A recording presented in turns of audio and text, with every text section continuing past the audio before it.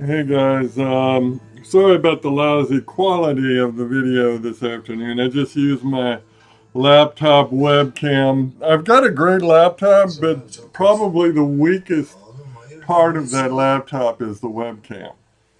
But I do carry around a 1080p high quality webcam, and that's what I'm using right now. And uh,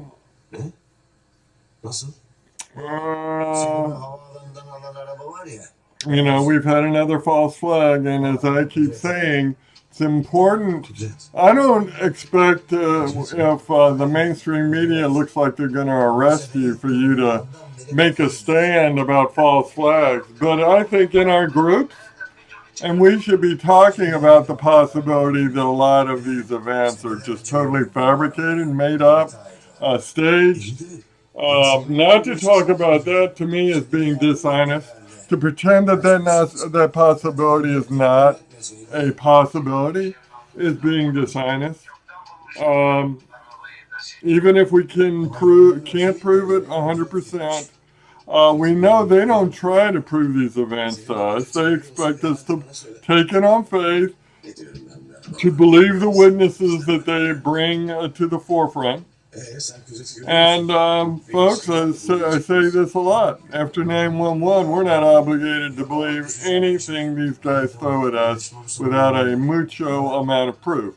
Now, because the alt-right and the white nationalists don't even talk about false flags, they don't discuss the issue of why there are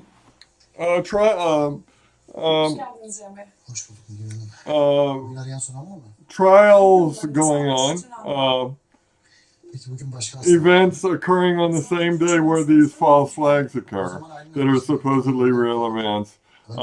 They're trials. I forget what you call it. This is a very common thing, a thing that should be talked about a lot. See, what we want to do is change the dialogue from talking about the target of a false flag, not the victim, but the target, the claimed perpetrator of the false flag. Instead of talking about that or the victim, we want to examine the event for weaknesses in the storyline. And believe me, I think there's a lot of weaknesses. Now, obviously, the powers that be will be very threatened by this. And if there's any danger of arrest, we have to fake it.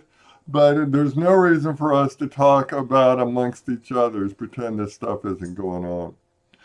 That's like putting the Jewish glasses on and saying that's reality. Protocols 12 says, because all the goy view the events of the world with the spectacles we place around their noses. Let me think for a second. I am in a room I have just upgraded and is now challenging my main area of the house that I usually hang out in for a place to hang out. You notice the nice family heirloom picture behind me. This is what I call the executive room. As I turn it around, I've got a little refrigerator. I've got two windows surrounding my desk with a 4K TV. And I got a laptop right here that I've got. And just a really nice, comfy hangout.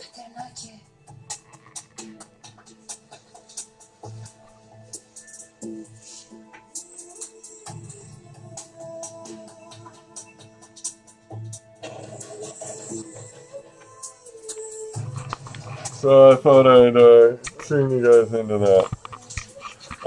Looks like I got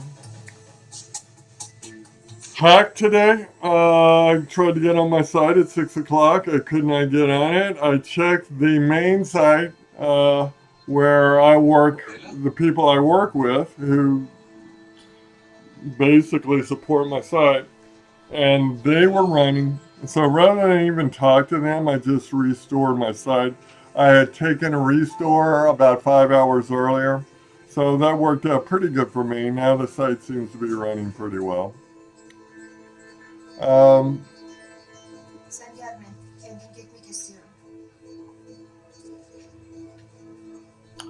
I refer to not making the mistakes of the previous generations as far as all this goes. Look, we have to recognize the fact that most of these groups have been run from the top down secretly by Jews and their collaborators. And I know the old guard wouldn't want to admit that they spent 15 years following a corrupted entity. But look at the total dysfunctionality of the movement to back that up. Now Hitler entered a beer hall where there was a small group meeting. He had been toying with the idea of how he was going to make an impact on politics. This was around 1920. And he met 6 guys who had a philosophy and the beginnings of a small party agenda already set up. And he joined with them. And rather than try and join the Democrats or Republicans today, like Hitler, we have to start our own people that have a stake in the old system, no matter how corrupt, are not going to be receptive to changing it. And with the power of Jewry, you can pretty much look at the chances of positive change within those groups at 0 to 1%. So we need to start our own movement. And the Goy Defense League, I think, is a step in that direction. And I am going to push for the idea of starting our own movement. I'm 69. I am not going to be a figurehead in this party, but I do hope to have some input. I think I've been thinking about these issues in ways no one else has really been thinking about them. I'm not a political animal. I think Patrick Little has some great talent.